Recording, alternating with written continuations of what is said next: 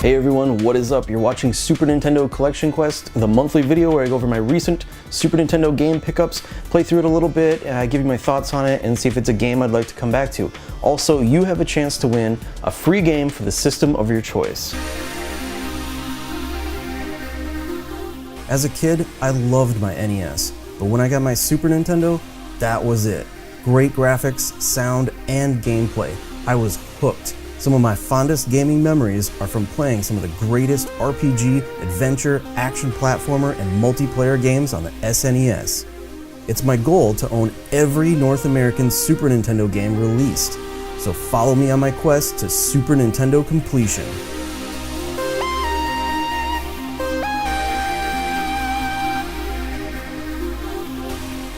Alright, so for this month I managed to pick up number 651 in my collection, Artie Lightfoot.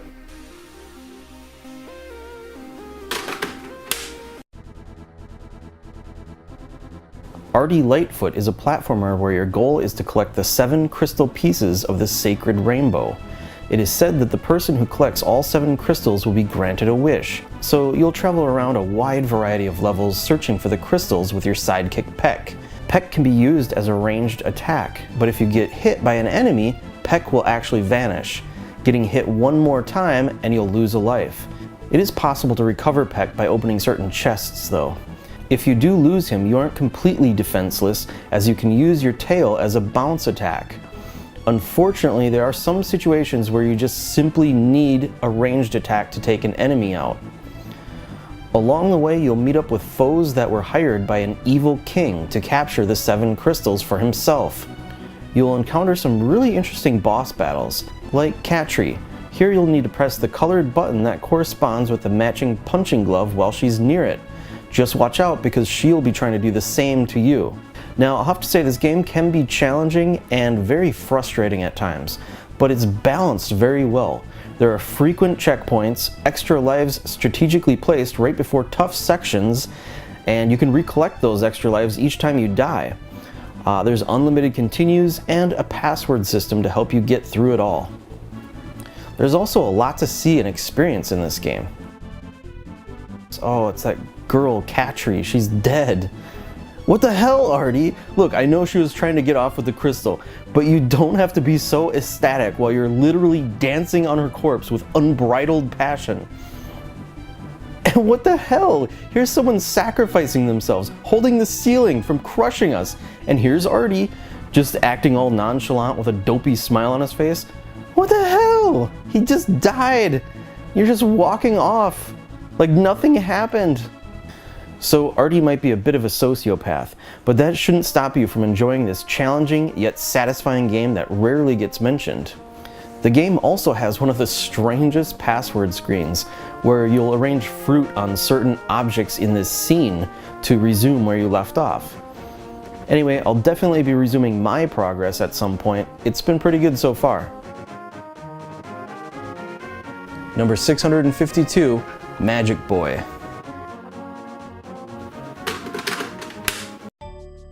Magic Boy is a puzzle platformer that was released on Super Nintendo, DOS, Atari ST, and if you couldn't tell already by the large bitmap font, it was originally designed for the Amiga as well. So you'll play as Hewlett, a special wizard boy. You can tell he's special because he's got that star on his shirt. One day, Hewlett was feeling angsty and released a bunch of creatures into the wild. On top of that, he turned his guidance counselor into an elephant after an argument about stealing food from the other kids. Now, after talking things through with his therapist, Hewlett decides to right his wrongdoings. Now it's your job to make it through various dangerous environments and recapture the creatures that you unleashed. To capture the creatures in each level, you'll have a projectile attack to knock them out first. This projectile can be temporarily upgraded along the way with various shot patterns, and some of these shot patterns will be necessary to pass certain areas. After you bag the creatures, you'll need to press an additional button to cage them up. If you keep the creatures in your bag too long, you'll lose a life. And if you keep them in the cage too long, they'll eventually break free and you'll need to recapture. This essentially acts as a timer for the level. Once you've captured all the creatures, it's on to the next stage. Along the way, you'll pick up more food to eat for bonus points, and occasionally you might find a letter. Collect all of the letters to spell extra for an extra life. You'll have a set number of lives and continues, but you will get a password after completing each area. The areas are composed of 8 stages, so you'll need to make it pretty far before getting each password, which can make the game pretty challenging. There are several types of areas to explore. Wet World, which is underwater with sea creatures. Even though it's underwater, you can't swim, and gravity will still affect you the same as above ground. Plastic Place, featuring bright and colorful plastic and balloon aesthetics. Future Zone, with lots of metal, smog, and robots for enemies.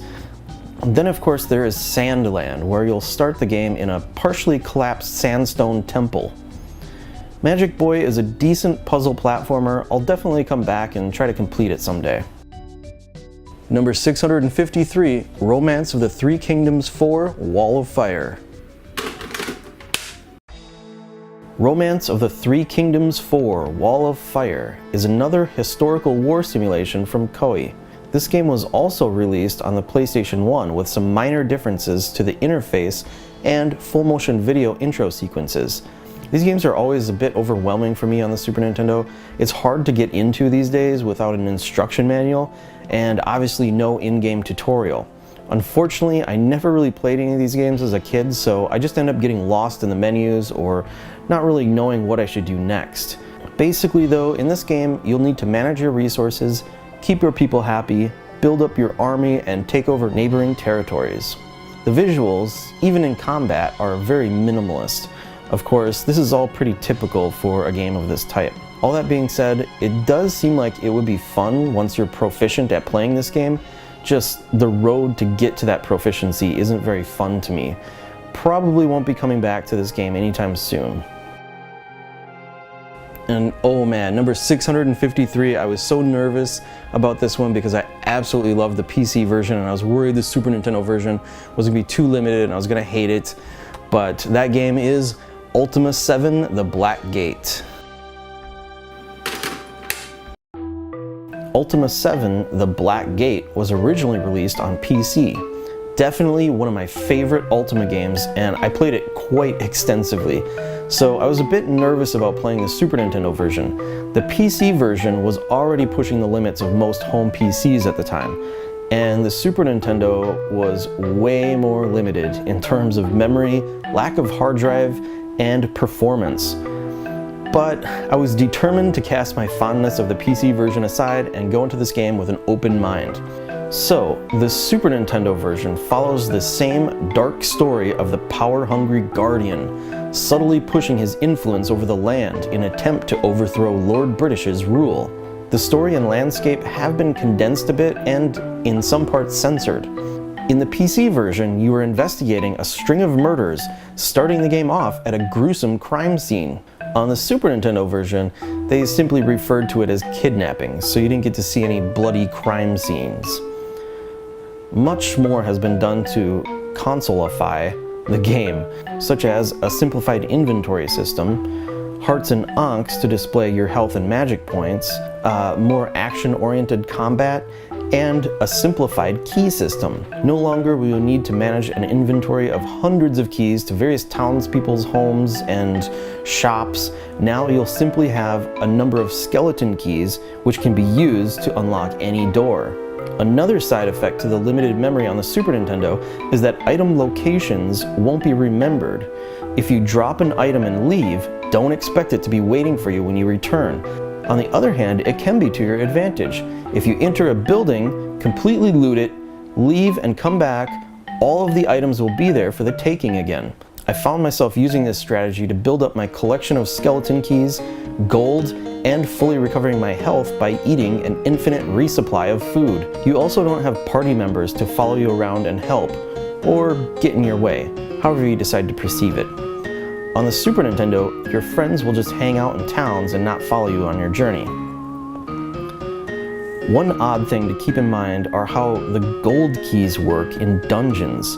So in a dungeon, you'll sometimes encounter and use skeleton keys like you would on the surface, but occasionally you'll pick up gold keys. These gold keys are different in that each one takes up a different slot in your inventory, and they can only be used on specific gates. You won't know which gold keys go to which gate until you try them all. They aren't labeled, and neither are the gates. At first I thought all of the gold keys were the same. I tried one, it didn't work, and I assumed I tried everything on this gate, and I pretty much was stuck. Later I found out they were all different. The game does offer a save battery, and you can save your game at any point outside of dungeons and buildings. When you resume, you'll be taken back exactly where you left off. Overall, I really enjoyed the refreshing perspective of the Black Gate on the Super Nintendo, and actually found myself playing it way longer than intended. Only reason I put the controller down is that I had died in a dungeon and didn't feel like restarting from my last save. But I'm definitely going to be coming back to this game later to try to beat it. And finally, number 655, Prehistoric Man. Prehistoric Man is a pretty fun action platformer that doesn't really get a lot of attention. Dinosaurs have raided a small village's food supply, and winter is quickly approaching. You'll play as Sam, tasked with finding food and supplies for the village. You'll need to try and collect a certain amount of food from each of the game's 23 levels. Along the way, you'll also pick up bones which can be used as currency in the shops. And of course, there will be enemies and dangerous pits along the way. To defeat enemies, you'll have your club to swing at them, pressing jump to bounce off them will hurt some foes, and you'll have a screen-clearing shout attack which recharges over time. There are tons of hidden tunnels and secret areas to discover, with many levels offering non-linear exploration. Some levels feature various vehicles like a pogo stick, a hang glider, or stone wheel unicycle. You'll have a health bar, and each time you're hit, you'll lose 1 heart. If you get hit when all of your hearts are depleted, you'll lose a life. One interesting mechanic in this game, though, is if you destroy an enemy that has done damage to you, then he'll drop 4 small hearts. Collect all 4 hearts before they disappear to regain 1 heart on your health bar. This gives you an extra chance to undo small mistakes in combat, which I thought was pretty cool. You'll have a set number of lives, and you can earn extras by collecting enough items in each stage. When you lose all of your lives, you'll have a set number of continues. Overall, the game seems pretty fairly balanced. Graphics and gameplay are excellent. Definitely recommend this game on the Super Nintendo. Alright, so that is it. I added 5 new games to my North American Super Nintendo collection this month, and I am currently up to 655 games and have over 60 more to go. I'm getting so close, I'm so excited. But let's get on to the game giveaway. So this month's winner for the random free game for the system of your choice is Christian Metcalf. Congratulations. Send me a private message. Let me know which system you'd like your random free game for, and let me know which address you'd like that sent to, and I'll get it out to you right away. If you'd like to enter next month's game giveaway, all you have to do is leave a comment below in this video, and in next month's Super Nintendo Collection Quest video, I'll pick a random winner from that list and announce it in that video. Alright guys, thank you for watching, and I'll see you later.